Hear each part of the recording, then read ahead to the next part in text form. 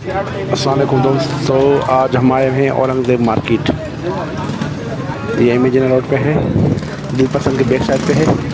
हमारी बाइक का जो फ्रंट स्विच है वो ख़राब हो गया, वो लेने आए हैं और आपसे शेयर करते हैं। देखें, ये स्विच है, इसकी कीमत क्या है? 150 रुपये है। कितना छोटा सा। महंगाई बहुत बढ़ गई है दोस्तों, बहुत ज़्यादा महंगाई बढ़ गई है। क्या करें, ज़रूरी है, लेना भी ज़रूरी है।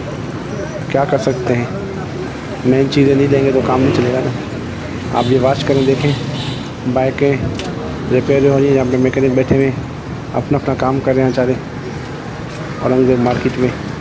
पर हम तो शोरूम पे ही जाते हैं काम करवाने, यहाँ जनमत में नहीं होता। हाँ, शोरूम बेस्ट है।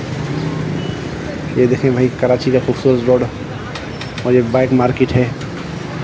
देखें आप लोग किस तरह है ये, देखिए।